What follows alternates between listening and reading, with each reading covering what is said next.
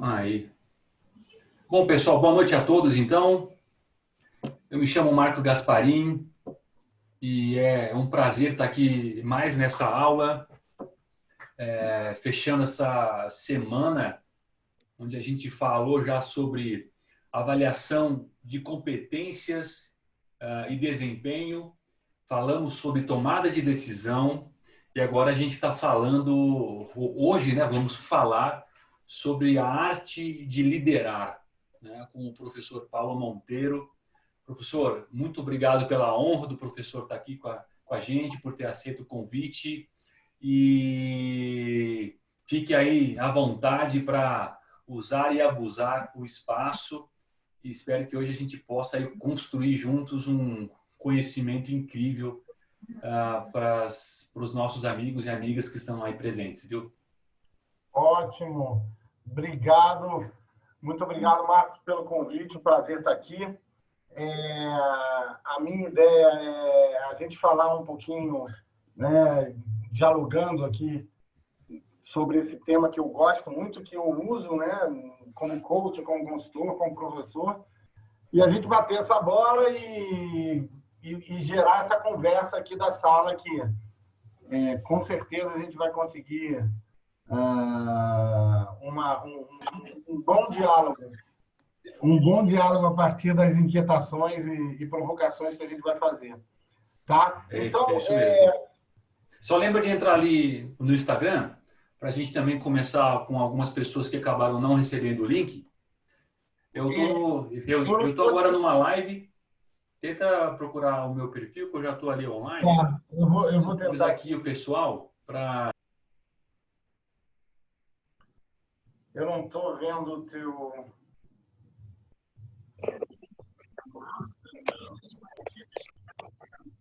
Só daqui um mute no pessoal para. Porque eu pensei que você me convidava. Você não me convida no Instagram? Você entra na minha live e ali eu te coloco como. Mas eu não estou vendo a tua live aqui. Tenta entrar aí no perfil, por Ah, favor. tá. Vou te buscar no perfil, então. Isso, coach Marcos Gasparim. A gente tá conectado, né, no Instagram. Tá sim, tá sim. Deve ter dado um. Que às vezes o Instagram demora para entregar para todo mundo. É. Isso aí, daqui a pouco a gente chega ao ponto que o Instagram entrega para todo mundo. Tá, eu cheguei no teu perfil. Agora o que eu faço?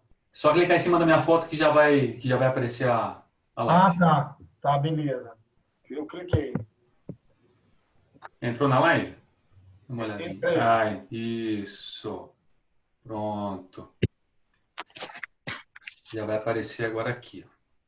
É só você aceitar. Aceitar, é. Vamos ver se o meu. Agora foi, ó. Agora tá. É. Isso aí. Pessoal, então estamos aqui com o professor Paulo Monteiro, iniciando essa aula sobre arte de liderança. O professor agora vai se apresentar e começar a dar aí esse bate-papo tão legal sobre esse assunto que está no nosso dia a dia. Não tem jeito. Muito bom. Então, prazer, né? Pela segunda vez aqui para o pessoal do Instagram. Meu nome é Paulo Monteiro, eu sou consultor e coach na área de desenvolvimento organizacional e humano e sou professor, né? Dou aula na FGV e na Fundação Dom Cabral também. Então, uma alegria estar aqui. Obrigado pelo convite, Marcos. A gente vai falar da arte de liderar times a partir da inteligência coletiva. Estou assistindo. E eu queria abrir, pessoal, eu vou fazer um share aqui para abrir com um vídeo de 2 minutinhos. Ele tem um pouco mais, mas a gente vai passar uns 2 minutinhos que eu acho que ele vai inspirar a gente para o que a gente quer conversar aqui. Então, vamos lá.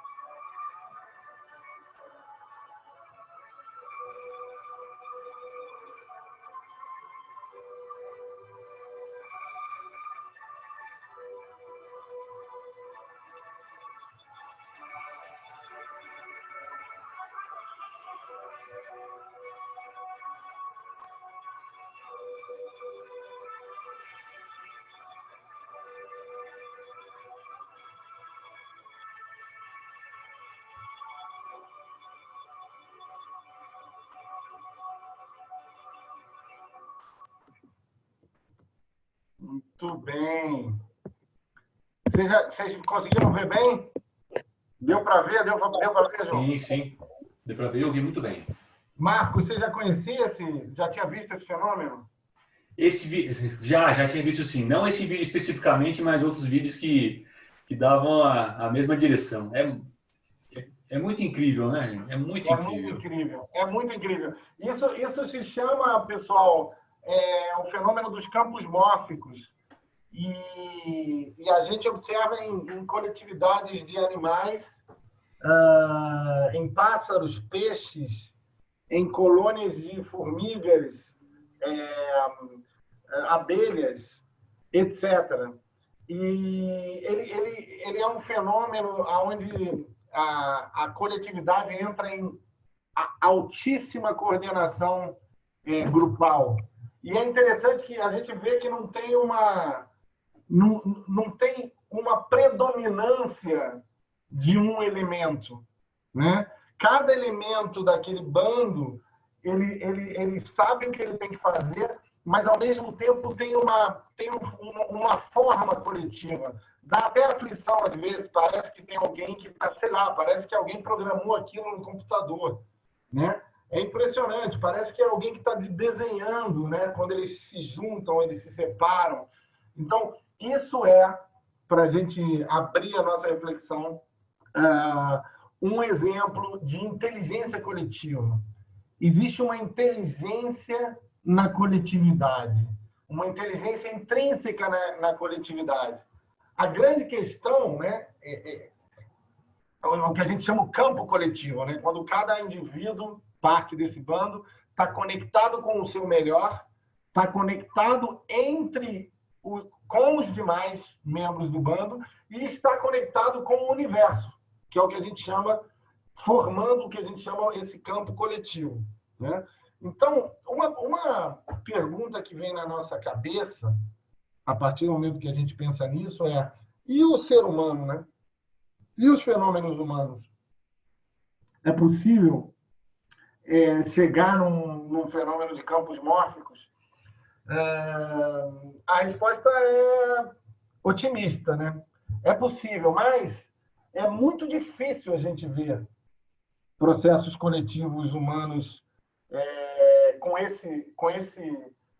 esse comportamento dos campos mórficos. Ao meu ver, aí eu estou dando aqui uma leitura pessoal, particular, tem a ver com um excesso de razão que todos nós operamos. Nós maximizamos a nossa racionalidade de tal maneira que a gente tem preocupação, medo, desconfiança. Então, é muito difícil a gente entrar em contato ou em harmonia com o campo, com a coletividade, porque nós estamos muito, o que eu botei aqui, encapsulados ou enclausurados no ego, né? Por isso é tão difícil formar times de alta performance. Porque, na verdade, nós fomos educados, principalmente na cultura ocidental, para sermos individualistas. Se vocês pegam a linguagem organizacional, nos livros, aulas, revistas especializadas, a grande maioria vai falar de o que você precisa fazer para ter sucesso na sua carreira, né? O que você precisa fazer para você ser líder. Tudo é você, né? É o super-homem, que ninguém é. Então, uma das minhas leituras pelas quais é difícil a gente ver coletividades humanas chegando nesse milagre que a gente acabou de ver nesse vídeo, porque é um milagre, tem a ver com estarmos encapsulados no ego, né? Tem um autor que eu gosto muito, chamado Ken Wilber, ele fala daquele fenômeno que a gente acabou de ver, dos pássaros. Ele chama de milagre do nós. Milagre do nós. Quando você sai de uma coletividade de eus, de um conjunto de eus, para o milagre do nós. Ou seja, o nós se transforma numa unidade. A gente viu uma unidade, né, pessoal? Quando a gente via aquele vídeo, aquilo ali era uma unidade de vários indivíduos, né? Então, para a gente chegar minimamente próximos ao que os pássaros e peixes chegam com esse esse fenômeno, a gente precisa de dar um salto de consciência do ego para o eco. A gente precisa fazer uma coisa que é contra-intuitiva, porque o ser humano foi tão educado de que ele está por cima de tudo e que o indivíduo é o mais importante, que a gente tem muita dificuldade de entrar em contato com o todo, com o campo. Então, a gente precisa buscar esse salto de consciência. Esse salto de consciência não é fácil. Ele vem através de educação, ele vem através de experiências, ele vem através de outros tipos de práticas, né? Práticas menos racionais, talvez mais intuitivas, né? Práticas meditativas, práticas de presença na natureza, aonde a gente entenda que nós somos um com o todo e com o universo. Nesse momento, na medida que nós consigamos fazer isso, nós viveremos o milagre da inteligência coletiva. Então, é possível ver alguns casos de coletividades humanas vivendo esse fenômeno. A gente vê, por exemplo, em algumas situações da música, né? A gente pensa, por exemplo, jazz, dança coletiva, e no esporte a gente vê muito. E eu quero até trazer hoje uma metáfora, uma analogia com o esporte, que eu adoro o mundo do esporte, do ponto de vista, primeiro do esporte, porque eu sou esportista, adoro praticar esporte, mas também do ponto de vista do exercício de liderança. Porque no esporte você tem superação pessoal, no esporte você tem o desafio de trabalhar em equipe. E eu quero trazer uma metáfora do esporte para a gente ir fazendo a ponte para o mundo organizacional, para o mundo da liderança organizacional. E essa metáfora é trazer um cara que é considerado o melhor técnico da história do basquete, chamado Phil Jackson. Ele é o técnico com mais anéis. Para quem não sabe, o troféu da NBA, do Campeonato de Basquete Profissional dos Estados Unidos, é um anel. Então, ele é o técnico que mais ganhou anéis. E é considerado por muitos o melhor técnico da história. Para quem se interessar, eu vou recomendar um livro aqui, o primeiro da noite, que se chama 11 Anéis, 11 Anéis, do Phil Jackson.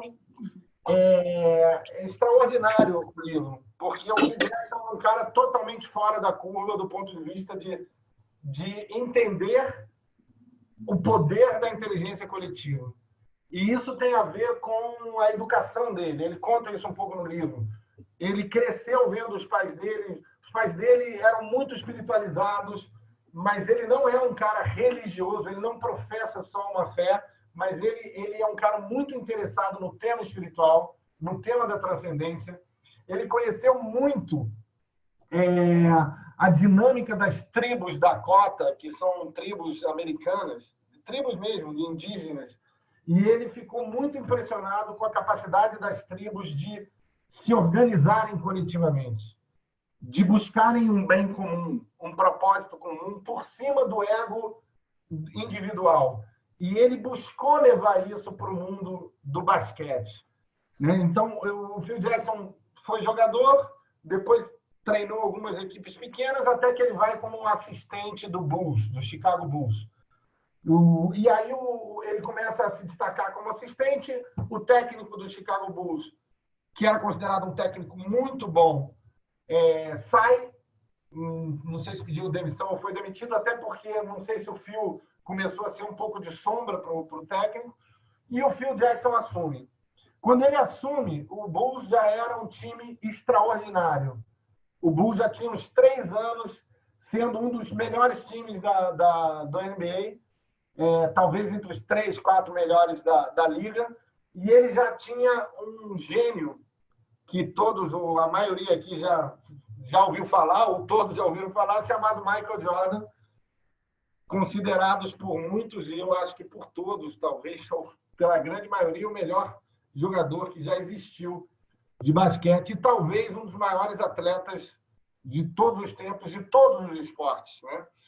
Então, Quem não viu, eu sugiro ver uma série da Netflix maravilhosa chamada The Last Dance, que é a história do Bulls, principalmente no último ano que eles estavam disputando o torneio, que é o 97, 98, se eu não me engano. Last Dance.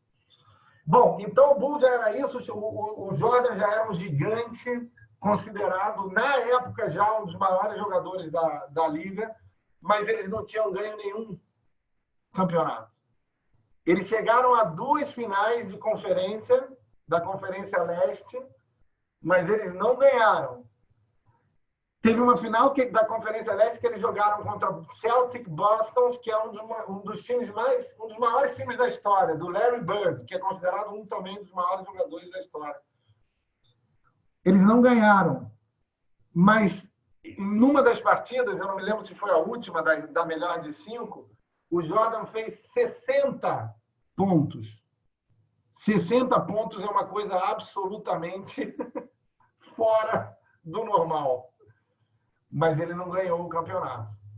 O Larry Bird, chegou ao ponto que o Larry Bird falou que ele nunca tinha visto um jogador como o Michael Jordan. Na época, que o Jordan era jovem, e o Larry Bird já era um gigante, já era um ídolo de todo mundo. Bom, chega o Phil Jackson, e aí ele começa a buscar levar a mística da tribo para o Bulls.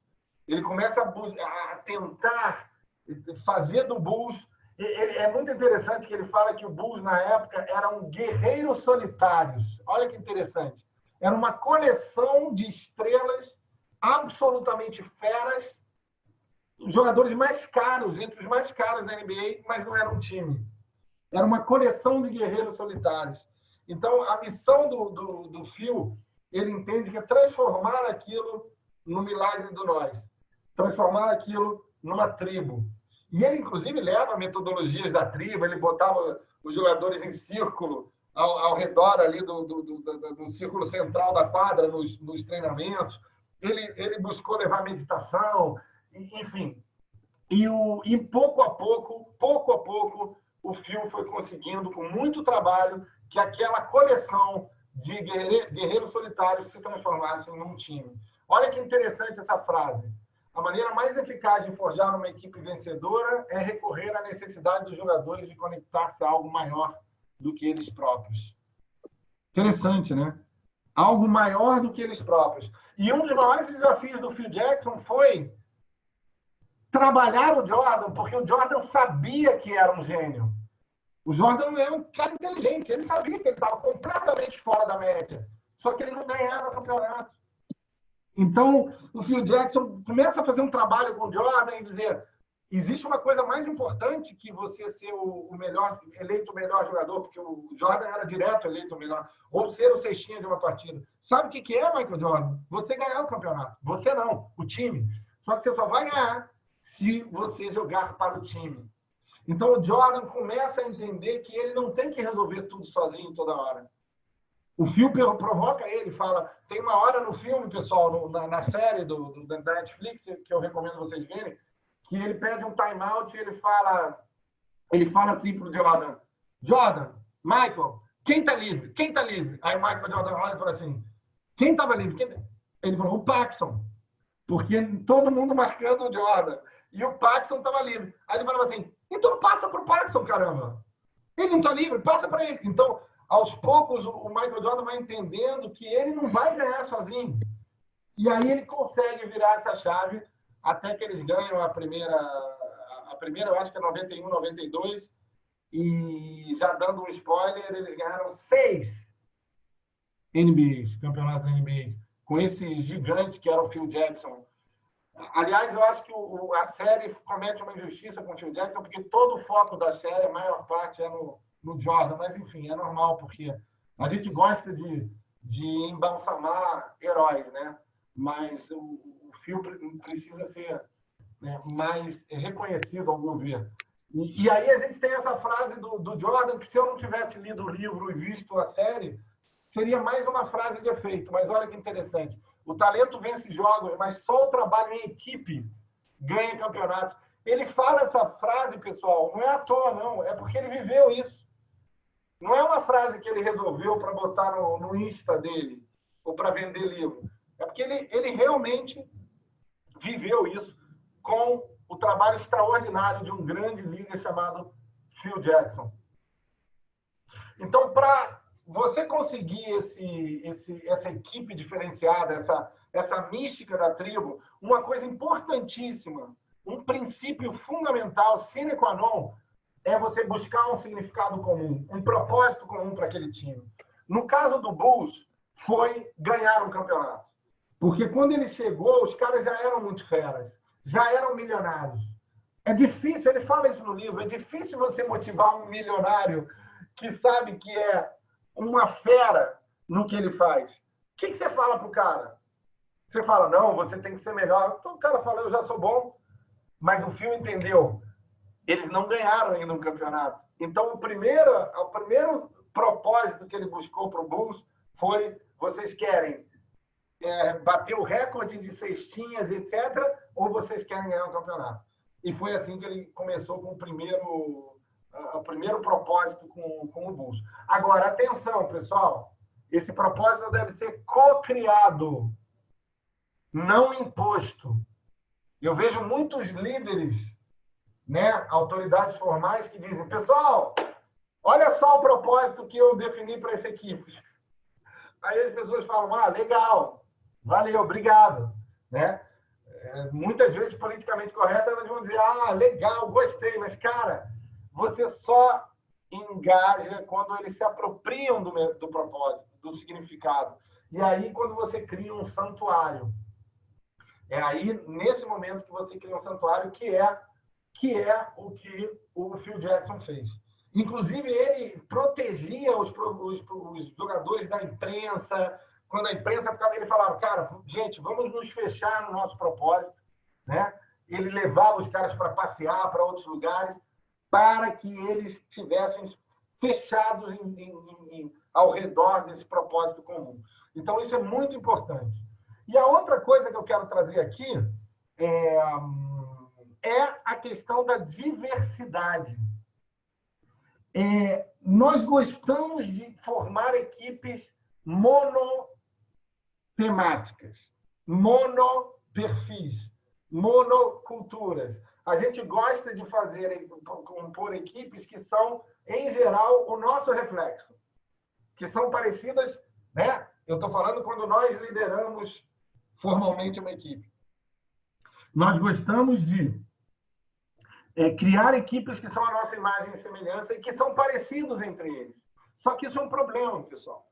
É um problema por quê? Porque quando você não tem heterogeneidade, você tem pessoas fazendo a mesma coisa e, portanto, não conseguindo dar conta do desafio, que, em geral, é um desafio mais complexo, né? Então, uma forma de a gente compor equipes heterogêneas é o que a gente chama de compor esse mosaico que eu estou mostrando para vocês dos perfis, dos estilos de personalidade. Se a gente pega os 4 do Jung, que foi um grande psicólogo austríaco, nós temos o racional analítico, que são pessoas são mais lógicas e estruturadas, o reflexivo intuitivo, que são pessoas mais abertas do ponto de vista de novas ideias, gosta de pensar cenários, né?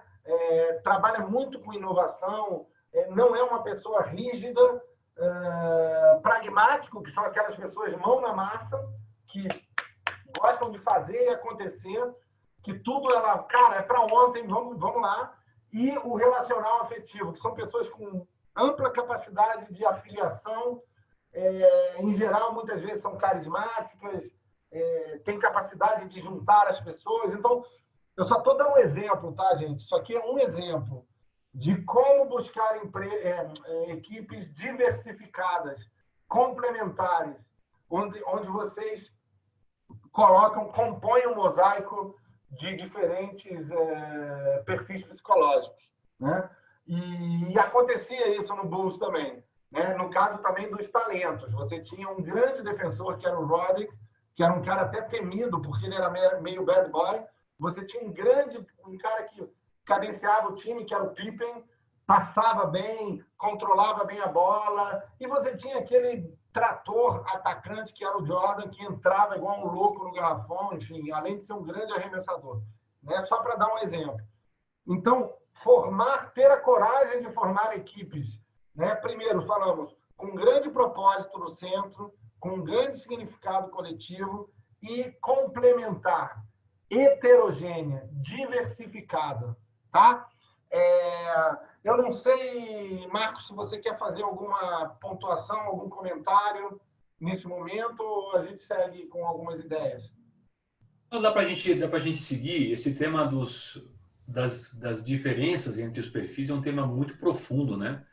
Até porque a gente costuma escolher aqueles que são iguais a nós, né? Aqueles que a gente se identifica, e com isso a gente acaba limitando infinitamente a possibilidade do time crescer, do time amadurecer, enquanto tanto competência quanto capacidade de entregar. Mas dá para gente falar um pouquinho mais no final. Esse é um tema fantástico, a gente podia fazer uma live só sobre ele, porque ele tem razões antropológicas, das pessoas não gostarem do que é diferente. Então, ela acha que uma boa equipe é a equipe que ela se identifica, que ela concorda com tudo, todo mundo concorda com ela e todos são iguais, né? Então, isso é uma coisa para a gente, enfim, como você falou, para a gente retomar daqui a pouco. Outro ponto, e aí, falando já do exercício da liderança numa equipe de alta performance, eu adoro a filosofia oriental, eu pratico um pouco de Tai Chi Chuan, de Qigong, que são práticas corporais e de artes marciais chinesas. E esse ideograma, ele significa Wu Wei. O Wu Wei para o taoísmo é o não agir. É paradoxal para um ocidental. Como não agir? As artes marciais, elas têm muito de não agir, ou seja, o atleta está parado e ele entende o que tem que fazer a partir do vazio. É um pouco o que os pássaros fazem. Então, você vai dizer, ué, mas como os pássaros fazem? Porque eles entram no vazio. Eles estão tão conectados com o campo que a coisa vai. Então, o Wu Wei, se a gente traduzir literalmente, é a não ação. O que tem a ver isso com o teu exercício de liderança? Um bom líder de um time de alta performance é aquele que faz o mínimo. Ele intervém o mínimo. Só que ele tem intervenções poderosas, alavancadoras, mas são poucas. Aqui, pessoal, o menos é mais. E, de novo, o Phil Jackson foi um grande exemplo disso. Ele tem uma hora no livro que ele fala que, às vezes, o pessoal do time, quando estava numa jogada difícil, que eles não sabiam o que fazer porque saiu diferente do que eles ensaiaram, ou seja, bem-vindo ao mundo real, isso é o que mais acontece no esporte, na vida organizacional, eles olhavam para o Phil no banco, tipo, pai, o que eu faço agora? Me ajuda, mãe, né? E aí o Phil, Marcos, ele conta que ele fingia que não via. Ele olhava para o outro lado. Então ele não fazia eye contact com os jogadores ficavam pau da vida com ele. Mas essa era a maneira dele devolver o trabalho para os jogadores, porque se os jogadores não eram capazes de entender o que estava acontecendo ali, naquela hora, e se adaptar naquela hora, naquele momento, eles não poderiam ser campeões. Eles não eram um time de alta performance. Eles eram um time de dependentes do papai, do líder papai, que nós gostamos de ser. Porque isso é bom para o nosso ego, faz bem para o nosso ego, né? A pessoa fala, o que eu faço nessa situação? Aí você, faça isso, faça aquilo, né? Você fala, nossa, como eu sou bom, como eu sou solicitado. Isso não é uma competência de um líder fora da curva, de um líder de alta performance. Então, interessante, professor, deixa eu só fazer aqui vai lá. um insert. O sonho de todo líder é ter uma equipe madura o suficiente para saber o que fazer. E a reclamação da maioria dos líderes é exatamente o oposto, né? Eu tenho que fazer tudo porque ninguém faz do jeito certo. E isso é exatamente porque a gente não tem a coragem e o controle até mesmo das nossas emoções de ver o erro e esperar a criança cair, obviamente medindo, né, os impactos, ela entender que aquele tombo foi em decorrência de uma falha e ela naturalmente já buscar a sua própria correção. Porque a gente vê, até eu vi isso uma vez, que quando uma pessoa erra, o próprio peso dela, do erro, já é pesado o suficiente para ela vir e receber mais 10 pessoas criticando ela. E aí, quando o líder tem essa maturidade de esperar e ver a reação diante do erro, ela está incentivando um novo nível de maturidade. Obviamente, sempre monitorando, né? A gente tem os níveis, mas a gente está incentivando a independência, que é exatamente o que todo líder quer, que é uma equipe independente, não quer que dependa 100%. É o que o professor falou agora sobre o não agir, né? Eu só consigo não agir quando eu percebo que a equipe está independente ou está em fase de desenvolvimento e precisa experimentar as coisas. Mas isso requer bastante coragem, a coragem do não agir também. É isso aí. Requer, exatamente, Marcos, requer coragem e requer confiança no milagre coletivo. Confiança no individual e no coletivo. Porque, veja, imagina, pessoal que está ouvindo a gente, imagina você com a tua equipe. Imagina a tua equipe como uma coletividade. Você está vendo ela num círculo. E aí você age na tua equipe com cada um. Em vez de você dar o espaço para o todo, você age com cada um e intervém. Quanto mais você intervir, mais burocrática vai ser a tua equipe, mais dependente de você vai ser a tua equipe. Ela vai depender das tuas intervenções. Então você criou uma dinâmica cínica de dependência, onde você não está limpando os canais da coletividade e da autonomia. Então, a minha provocação aqui é como gerar esse espaço de autonomia, como o Marcos estava falando, aonde cada um confia em si mesmo e no todo. Então, isso é fundamental. E ele conseguiu isso. Ele mapeou estruturas mínimas, que, aliás, é outra coisa que eu quero comentar aqui, ou seja, é importante mapear e definir estruturas mínimas, as funções mínimas, ou seja, o Jordan tinha uma posição, o Pippen tinha uma posição, então não é que é um caos, pessoal. Eu não estou aqui, a gente não está falando aqui que aqueles pássaros não estão no caos. A gente acha que eles estão, mas eles não estão. Eles sabem o que fazer. Só que você mapeia aquela estrutura básica para que o milagre aconteça. Então, o Phil desenhou um sistema de triângulos, por exemplo, onde os jogadores se tornavam formando triângulos no garrafão, só que eles mudavam essas posições. No início, o Phil fala que eles estavam um pouco travados, mas tem uma hora que eles se soltaram tanto que acontecia um milagre, porque eles já não estavam pensando no triângulo. Olha que interessante. Então, eles adquiriram autonomia. Autonomia para entrar no fluxo. Então, como é que você consegue que a tua equipe ganhe autonomia? Através do Vulvey. Menos intervenções. O menos é mais. Sabe? Definam coisas básicas. Propósito. Compõe a tua equipe com diversidade. Define as estruturas mínimas. Mas não seja intervencionista. Essa é a minha sugestão para você. Não seja burocrata. Não esteja toda hora dizendo o que a pessoa tem que fazer ou não, porque você está diminuindo a capacidade dela de resolver problemas complexos. E, por último, uma última ideia que eu queria trazer aqui para a gente abrir, né, Marcos, para o pessoal, mas que eu acho importante, é o seguinte. Essa é uma analogia de um autor de Harvard. Tem um barulhinho aí, né? Pedir para o pessoal fechar os microfones. Tem um autor de Harvard chamado Ronald Heifetz, que eu gosto muito, que ele fala a imagem de que, às vezes, a gente está num momento da equipe, do time, e entra um elefante na sala. Imaginem, não precisa ser nem gigantesco, não. Imagina um filhote de elefante, que já é uma coisa grande.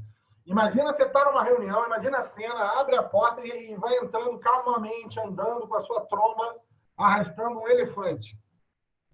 Todos olham para o elefante, ninguém fala nada, e o elefante se posiciona embaixo da mesa.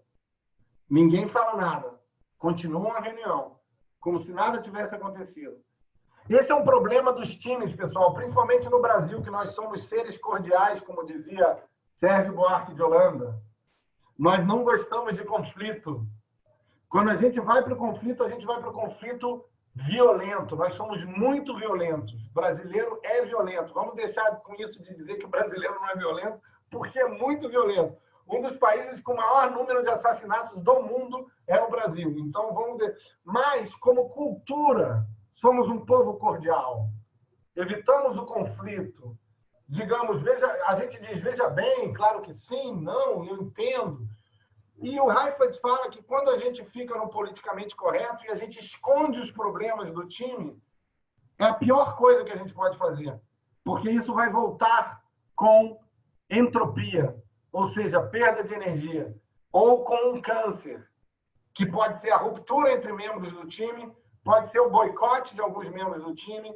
Então, se a gente deixar o elefante embaixo da mesa, nós temos interação politicamente correta. Nós escondemos o elefante. A gente não nomeia o problema. Todo mundo sabe qual é o problema. A gente não sabe se vai ter budget para o próximo semestre. Ninguém fala disso, porque está com medo do que pode significar isso para o time. Tem uma pessoa no time que não está lidando bem com os outros. Está tendo problemas de relacionamento. Ninguém fala. Porque se falar isso, ela vai se sentir melindrada. A gente tem que sair desse nível e ir para o nível de expor as sombras, as diferenças, o não dito, e expor as conversas difíceis com proposição. Não, propositivas, não é briga. Ninguém está falando aqui de briga. A gente está falando de expor o conflito de uma maneira hábil, de uma maneira respeitosa, né, para que os desafios venham à tona. E aí fecho a minha provocação inicial com um exemplo também do Phil Jackson, que eu falo nos meus treinamentos e dou a tarefa das pessoas dizerem o que fariam no lugar do Phil Jackson. 93, 94, acho que era 93, 94, o Michael Jordan tinha saído do Bulls porque foi jogar beisebol. Vejam o Last Dance no Netflix. E eles estavam sem o Michael Jordan. O Pippen, que era o segundo ali na hierarquia, assume a liderança do time. Eles estão empatados numa final, empatados. Faltam 15 segundos para acabar o jogo. Que situação, hein, pessoal? Aí o Phil Jackson chama tempo, time out. Aí ele reúne o time e fala assim, bom, pessoal, olha a intervenção mínima, mas que é importante. Essa era uma intervenção importante do técnico. Aí está um caso de intervenção importante. Ele arma, porque ele está vendo de fora o jogo. Então, nessas horas, ele tem que intervir. Ele chama e fala, pessoal, vamos fazer a seguinte jogada. O Pippen vai pegar a bola, que ele é bom nisso, ele vai reter um pouco a bola, vai passar para o Kukoc, que era um bom jogador sérvio, e que vinha crescendo nos arremessos de três, e o Kukoc vai arremessar. Aí o Pippen fez assim, não. Aí o Phil Jackson olhou e falou, como não? Eles não tinham nem mais tempo para deliberar aquilo. Aí o Pippen falou, não vou fazer. Não vou, não quero. Sabe criancinha mimada? Não quero. Aí foi uma situação muito difícil. O tempo voltou, vamos voltar para a quadra. O pessoal voltou e o Pippen não entrou em campo. Ele abandonou o barco e os jogadores. Ele não entrou. Se o Phil Jackson não tivesse chamado outro tempo, ele é desclassificado, porque ele não pode entrar com 4 jogadores. Ele chama rápido o tempo, ele nem fala com o Pippen, ele substitui o Pippen, entra um outro jogador, volta o tempo, faz a jogada no lugar do Pippen, passa para o Kukoc, Kukoc arremessa, sexta. Chicago Bulls ganha. Acaba o jogo, eles felizes se abraçam, acaba o jogo, vão para o vestiário. No vestiário ainda estão eufóricos, mas aí eles começam, a energia começa a ficar ruim, porque todos se lembram do que aconteceu com o Pippen. E aí, quando o Phil Jackson entra no vestiário, a energia está pesada. Aquele silêncio sepulcral, o silêncio pesado. E aí o Phil Jackson olha para o time e fala assim: me parece que vocês têm algo muito importante para conversar. Dá meia volta e sai do vestiário. E aí o Bulls vai conversar sobre o que tinha acontecido. Quando eu faço programas de liderança, eu coloco, alguns programas, eu coloco esse caso. Mas eu não digo o que o Phil Jackson falou. Eu deixo para as equipes discutirem. 100% das equipes, nenhuma faz o que o Phil Jackson fez. 100% das equipes buscam uma solução que o Phil Jackson fala que esteve ruim, que não foi bom, que isso é um absurdo. Olha como nós somos autoritários, olha como nós estamos... a autoridade formal para nós é o pai que tem que dizer faça, não faça, você não fez, vou te castigar. E naquele momento, o Phil Jackson, que era genial, intuiu que eles precisavam conversar porque teve uma traição. Eles quebraram a tribo. O Pippen rompeu a mística da tribo. Se eles não buscassem resolver os seus problemas, eles não iam solucionar. Então, ele nomeou o elefante, mas ele deixou que eles, como uma equipe autônoma, resolvessem aquela situação. Então, fico aqui, era só uma provocação para a gente fazer um bate-bola sobre o que a gente falou, perguntas, comentários, enfim, o que vocês quiserem, que a gente tem ainda aí alguns minutos para a gente fazer esse bate-bola. Isso.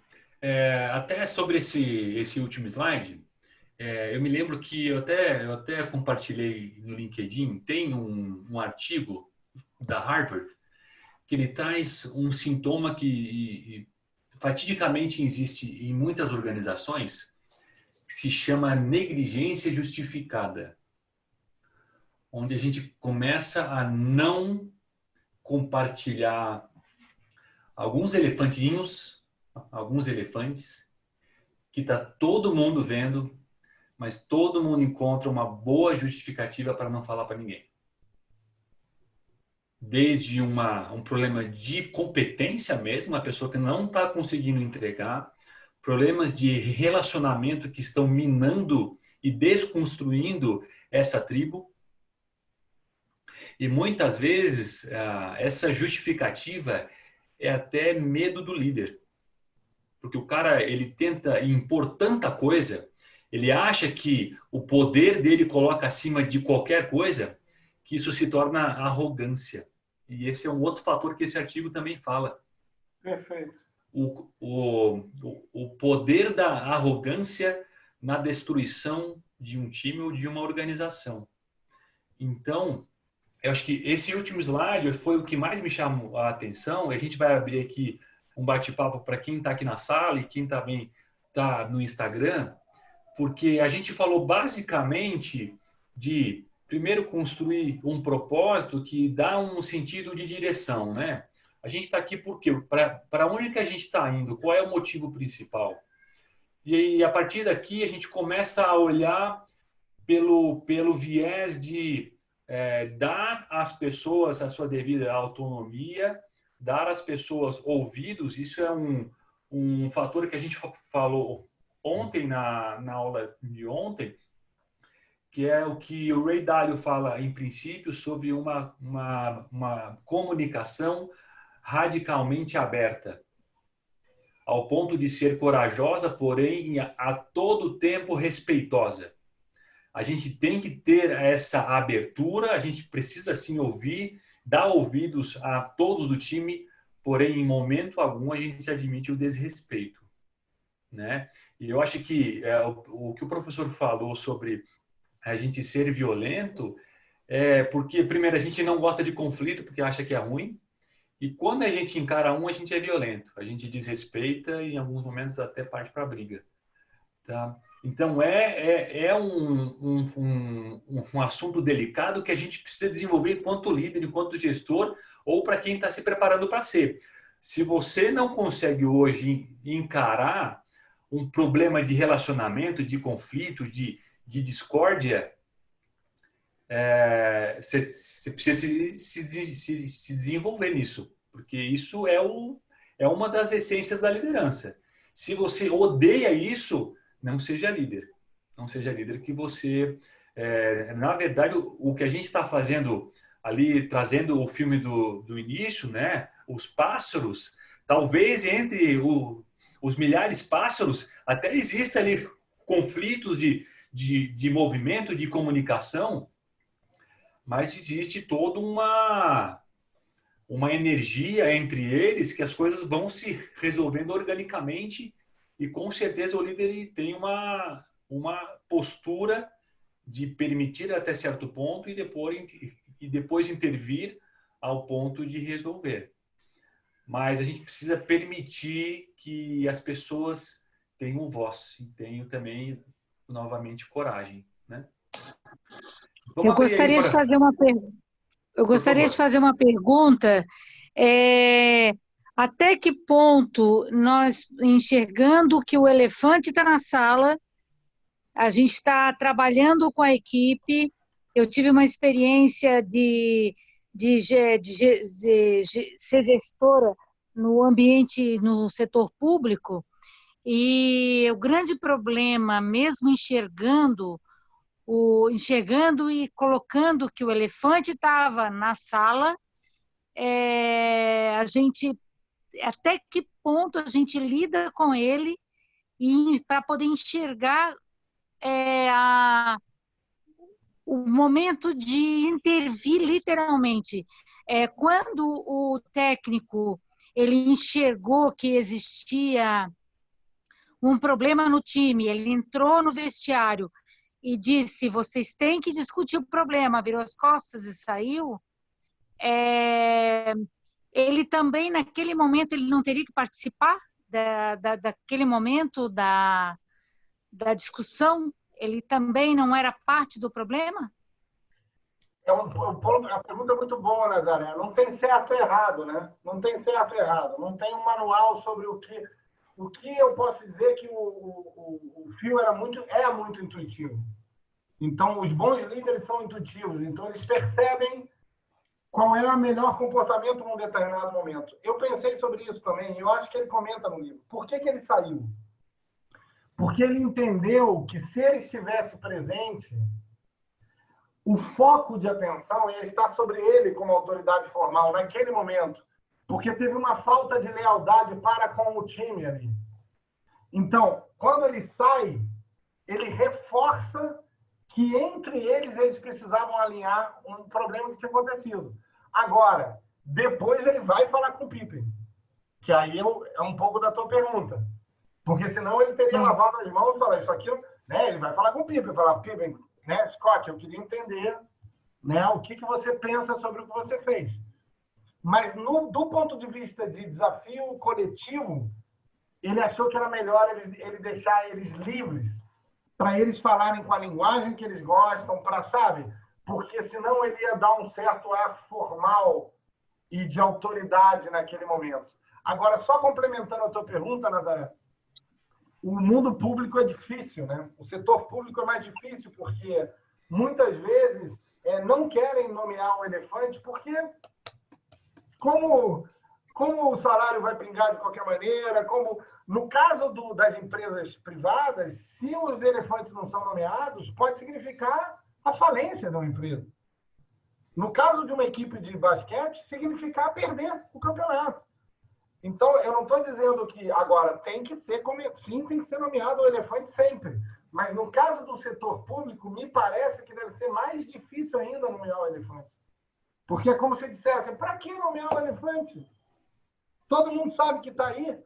Os políticos são pós-doutores em não nomear o elefante. Todo mundo sabe que o problema está ali e eles não nomeiam. Porque eles não têm essa adaptativa. Inclusive, a experiência que eu tive foi justamente de ter uma equipe que respondia bem. Então, eu consegui, no período que eu tive à frente, eu conseguir colocar todo mundo na mesa e conversar, como todo mundo tendo responsabilidade, independente dessa situação. Nós tínhamos uma equipe que enxergava diferente, não enxergava como o setor público normal, porque nós tínhamos uma equipe que temos até, já estão quase todos aposentados, mas que respondem muito bem por isso. Inclusive, hoje é o que sofre quem ficou, porque esse que ficou, apesar de ter toda a capacidade de tocar o trabalho, ele hoje não tem o retorno que precisa da chefia. Mas a minha experiência em relação a essa do elefante é porque nós tínhamos um elefante constante na mesa, sabe? E lutávamos com esse elefante, por mais que a gente tentava lidar com ele, ele se escapava, é como se tivesse um sabão nele, né? Então a gente lidava com esse elefante, ele se escapava, e tinha horas que a gente se via na necessidade de intervir literalmente, porque era tão desgastante essa lida com o elefante que no final das contas a gente batalhava.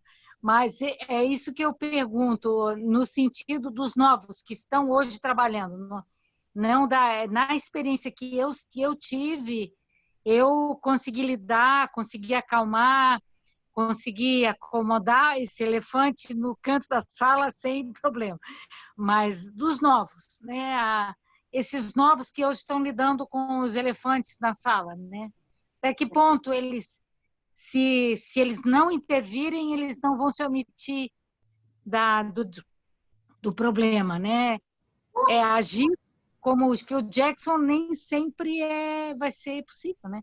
Não, é por isso que a gente está fazendo, por isso que vale a pena fazer uma live sobre isso, né? Porque é uma arte. É uma arte. Momento, né? É uma arte. Você não tem, é o que eu falei, você não tem manual. Você tem que estar presente igual aqueles pássaros, como líder, e tentar entender as informações do campo. Então, por exemplo, a gente podia fazer uma live só sobre o elefante. Por exemplo, não é contraproducente nomear o elefante com agressividade. Se você nomeia o elefante com agressividade, você está gerando uma tensão, porque o elefante já dá tensão. Se você imagina literalmente o elefante entrando numa sala, você já vai ficar tenso. Então, se você nomeia o elefante com agressividade, a equipe não aguenta aquela tensão. Então, isso já não é adaptativo. Então, as pessoas elas vão tentar matar o elefante porque elas estão morrendo de medo. E não é isso que a gente está falando. A gente não está falando de dar porrada no Pippin. A questão era como é que a gente lida com uma coisa extremamente séria, que é o nosso líder não entrar em quadra e ser insubordinado ao técnico. Então, o técnico falou, eu vou falar com mas antes ele tem que falar com a equipe, porque ele deixou a equipe na mão. Eu acho que a gente tem aí uma correlação com o meio privado, falando de empresas médias e pequenas, até algumas grandes, né? Quando o caso, o elefante é família do dono, né? O cara é o problema, mas o gestor não admite, né? A gente ou não quer ver ou literalmente não vê. Quando é uma empresa familiar e o gestor ele não consegue admitir que a falha, que o elefante na verdade está em cima dele, não é nem embaixo da mesa, está em cima dele. E esse é um ponto muito sério. Nesse mesmo livro do Princípios, o Ray Dalio ele estabeleceu um princípio dentro da cultura dele de pessoas, que o que vai avaliar a permanência de alguém é a aderência à alta performance, a cultura radicalmente aberta e a entrega.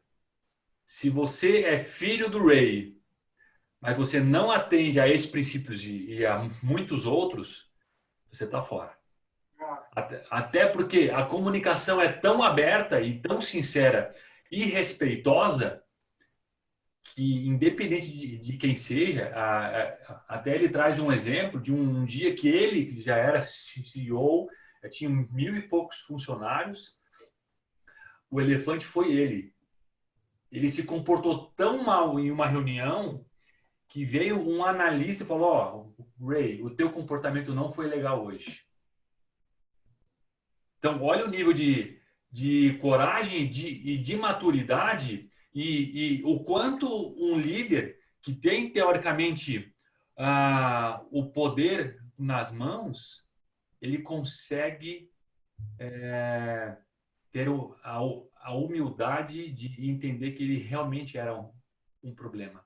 Porque não é um poder autocrático, é um poder do coração, né? Então, isso que a gente precisa desconstruir. O líder não deveria colocar o peso no seu poder da autoridade formal, porque isso é um poder, muitas vezes, que vira opressor, ameaçador. O poder do coração é o que o Phil Jackson fez.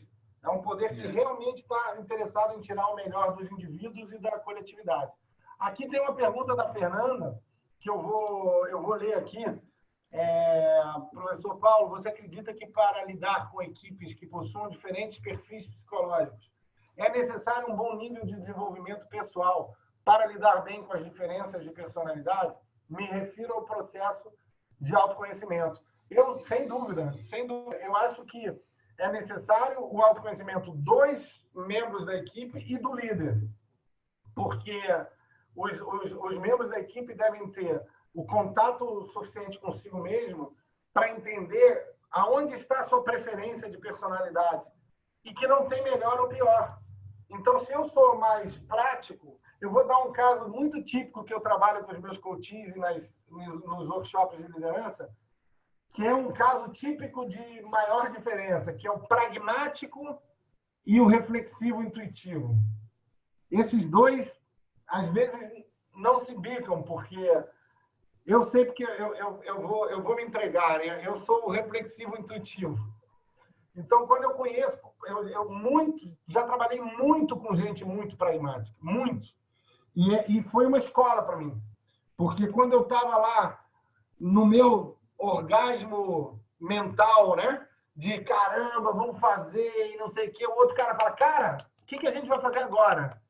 Me fala, cara, bota no papel, eu quero sair agora e vender as coisas. E eu falava, cara, mas você é muito pragmático. Então, a gente entender que o outro diferente, ele não é melhor ou pior, não tem um estilo melhor ou pior. Os estilos são complementares. Quando eu coloco os times nos workshops para fazer trabalho com perfil psicológico, é muito bonito quando eles conversam com perfis diferentes. Eles ficam assim, eles falam, nossa, essa pessoa é a melhor pessoa para eu trabalhar, porque eu vou idealizar, né? ela vai concretizar. Isso. A outra vai estruturar. Então, sem dúvida, Fernanda, se não existe autoconhecimento, se não existe nível de consciência um pouco maior, por isso que as equipes muito operacionais, elas têm dificuldade de chegar à alta performance. Porque elas são tão operacionais que elas não conseguem chegar a esse campo mórfico da complementaridade, do propósito comum. Elas estão tão ali, elas não conseguem se perceber nem perceber o outro. Então, sem dúvida, eu acho fundamental o líder aplicar mapeamentos de perfis psicológicos nos membros da sua equipe. Eu acho fundamental, na minha opinião. É legal a gente também aqui pontuar, professor, que antigamente, para você ter acesso a esses testes comportamentais, era muito caro, né? Hoje em dia já é muito mais acessível, né? Hoje em dia, com R$100 e pouquinhos, você tem um teste bem completo, que traz uma riqueza no teu autoconhecimento muito grande. Então, eu já faz quase 5 anos, anualmente eu faço para entender aonde que eu estou evoluindo, aonde que eu preciso trabalhar. E é muito acessível falando em um retorno que você tem nas suas atitudes. Então, você tem uma maior consciência de como você prefere se comportar e, a partir daí, você tem a oportunidade de, aqui isso pega para mim. Eu preciso estar mais atento, buscar algum tipo de ajuda, de conhecimento, de apoio para evoluir, né? Para evoluir. Tem um exemplo que eu vou nomear, eu não combinei com ele, mas eu vou nomear, ele está aqui, que é o Miguel, que está aqui com a gente. Ele foi meu coach, né? Foi meu cliente de coaching. Ele é um excelente gerente, um excelente líder. E no coaching, numa das sessões, eu falei com ele dos tipos psicológicos e fiz o dele. Ele ficou tão motivado com aquilo, ele se viu de tal forma naquele retrato, que ele pegou o teste, tinha um teste gratuito, Marcos, que é o do Ned Herman. Ele foi na internet, pegou a versão gratuita, ele estudou aquilo, aplicou na equipe dele e ele trabalhou o plano de equipe dele a partir dos perfis psicológicos. Foi fantástico aquilo. Porque então as pessoas começaram a se respeitar mais. Elas falaram, então agora eu entendo porque às vezes eu fico impaciente com fulano. Ele tem um estilo diferente de mim, simplesmente diferente. Ele prefere outras coisas que eu. Mas aquilo também é bom. Então ele me contou depois que foi assim, fez uma diferença aquilo no time dele. Então só para dizer que dá para fazer isso. Com um pouco de interesse, faz uma diferença enorme quando você trabalha a especificidade de cada membro da equipe e quando você coloca todos juntos no mosaico. Para o bem do todo, né? Então, é isso mesmo. É isso mesmo. Um caso legal esse. Muito bom, muito bom. Gente, mais alguma pergunta, comentário? A gente já está aí com 1 hora dessa aula profunda sobre o tema e é muito gostoso, né? Porque eu acho que é o assunto que tem mais conexão aí com o nosso dia a dia. Não só para quem é líder, mas para quem lidera, inclusive em casa, né? Os casamentos, os filhos e tudo aquilo que nos caracteriza como seres humanos, né? No final, a gente é líder da nossa vida também, não só de empresas, né? É isso mesmo. Miguel abriu a câmera e abriu o microfone. Eu acho que ele está querendo... Aproveita, Miguel. Então, boa noite aí a todos. Boa noite, Paulo. Agradeço aí por mencionar nosso caso. Acho que foi fantástica a experiência de ter trabalhado junto com você, de ter aprendido tanto e poder implementar no time. É exatamente o que você falou. Assim, eu tinha um time excelente de pessoas muito diferentes e, para mim, aquilo foi um impacto enorme inicial, porque é difícil você se comunicar com pessoas muito diferentes. Então, eu tive que me conhecer através desses testes e conhecer meu time para poder, assim, a gente passar a não ser, assim, pessoas excelentes que trabalhavam meio que de forma isolada, cada um no seu quadradinho, né? E a gente pôde se conhecer mais e, a partir daí, a gente desenvolveu um trabalho em equipe. Hoje, a gente é realmente uma equipe, não um time de bons profissionais. E foi fantástico, assim, o resultado. Então, eu agradeço aí por ter me mencionado, fiquei feliz, emocionado. E achei muito bacana ter participado. Acho que eu fiz, assim, me relembrei muita coisa do processo de coaching que a gente fez. E eu me lembro que cada dia que a gente saía do trabalho, eu saía com a minha cabeça, assim, explodindo de ideias, de coisas que eu tinha que fazer no meu time. Então, eu agradeço aí pela oportunidade de estar aqui hoje. Valeu, Miguel. Eu que te agradeço, Miguel, você ter se disposto a falar, né? Eu respeitei aí a tua privacidade, mas quis contar, porque eu, como profissional, o teu caso foi um caso emblemático também para mim. Porque muitas vezes, a gente acredita nos princípios, porque nós estudamos e porque nós vivenciamos. Mas quando eles são colocados em prática e a gente vê o resultado, gente, não tem nada melhor que isso. Isso é o estado da arte de um profissional. Então, no teu caso, Miguel, você assimilou, você falou, cara, isso é poderoso. Você aplicou no teu time, quantos eram na época? 10? 10, Miguel, mais ou menos? Uns 10, né? Você aplicou com eles, você viu o resultado, né? E você me deu o feedback. Então, tanto é que a gente depois fez artigos juntos sobre isso. Então, nossa, eu acho um testemunho que me enche de orgulho, de satisfação, porque, gente, funciona. Agora, tem que ter coragem. Assim, no começo era complicado para mim trabalhar com uma equipe assim, de pessoas muito diferenciadas, porque, como você falou, a gente sempre imagina trabalhar com pessoas parecidas, né? E a dificuldade é entender o próximo e para o gestor, eu acho que é saber utilizar o melhor de cada pessoa. para mim, hoje em dia, não tem nada melhor do que ter gente diferente na minha equipe, porque cada problema que a gente tem, eu boto uma reunião de uma forma democrática, assim, a gente trabalha de forma muito democrática, todo mundo fala, todo mundo dá ideia. Então, assim, para cada problema que aparece, a gente tem 10 soluções. E das 10, a gente começa a desenvolver uma coisa que depois sai assim, um trabalho muito bem feito, uma ideia boa que a gente implementa. Então, hoje eu sei, assim, vendo meu time, eu tenho uma pessoa que é capaz de, se eu precisar de um número, eu tenho uma pessoa que vai me dar um número na casa dos centavos e vai me dar 500 mil cenários, uma planilha maravilhosa, mas que vai levar um tempo para fazer. E eu tenho uma pessoa que vai me dar um número em 10 minutos, vai me dar um número, assim, meio que na intuição, um número próximo, arredondado, e eu vou usar cada um dependendo do que eu preciso. Se eu preciso de um número realmente muito, muito preciso e eu tenho tempo, eu vou trabalhar com aquela pessoa. Se eu preciso de um negócio urgente e é um número estimado, eu vou com outra. Então, eu acho que cabe ao líder isso, saber utilizar o melhor de cada um da sua equipe, né? Isso é fantástico.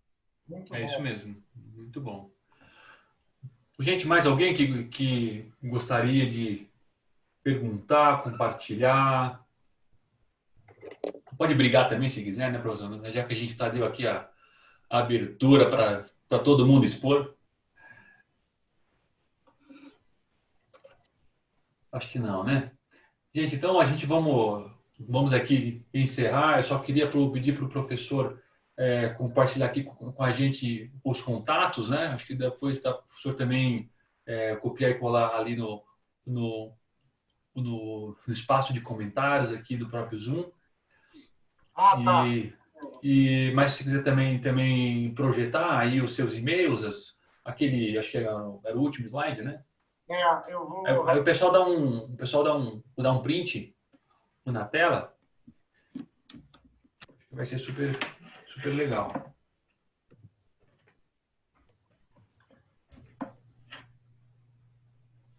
Tá dando para ver? Tá, né? Dá. Acho que dá só para baixar um pouquinho. Se bem que é o meu aqui que está com a telinha em cima. Pessoal, aproveitem para dar um print e sigam o professor Paulo, pmconsultoria.net, paulo.monteiro@pmconsultoria.net. No LinkedIn, Paulo Monteiro, no Facebook, Paulo Monteiro Consultoria. Pessoal, também queria aproveitar só para a gente encerrar aqui, anunciar que a gente está, que eu digo, a Práticas Consultoria, né? A gente está lançando nessa próxima semana uma iniciativa chamada Principles Academy. É uma academia de princípios, onde a gente vai trazer pilares essenciais para quem quer se tornar CEO ou empreendedor, né? Ou aquelas pessoas que entendem que está faltando aí algumas lacunas, falando de competência, de ferramenta, de talvez uma consultoria mais dedicada. Vai ser um programa como se fosse de imersão online. Serão algumas aulas com muito networking, muito conhecimento e sessões de coaching. Tá? Eu quero convidar vocês. Depois, quem tiver interesse, pode nos seguir no Instagram, o Coach Marcos Gasparim. Lá a gente está constantemente divulgando essas nossas iniciativas. Professor, muito obrigado pela honra aí que o senhor nos deu, desse conhecimento tão rico. Essa aula vai ficar aqui gravada no Zoom. A gente vai poder depois aproveitar dela um pouquinho também no YouTube, no canal da Principles Academy também, no mesmo nome da iniciativa, para o pessoal poder usar e abusar desse conteúdo tão legal que a gente conseguiu construir hoje. Tá bom? Eu que agradeço, Marcos, o convite e agradeço todo mundo que participou. Dá vontade de a gente ficar, né, um bom tempo conversando, porque é um tema realmente estimulante. É isso mesmo. Passou rápido. Passou rápido. E, pessoal, todos que estiveram aqui conosco esta noite, muito obrigado pela honra que vocês nos deram de estarem aqui conosco e contribuírem, perguntarem, e, no mínimo, ouvirem aqui o que a gente tinha para compartilhar com vocês. Muito obrigado mesmo. E sempre que vocês precisarem, a gente vai estar aqui, tá bom? Um forte abraço a todos e um excelente final de semana aí, tá bom? Obrigado. Tchau, tchau. Tchau, Tudo de tchau. bom. Tchau, tchau.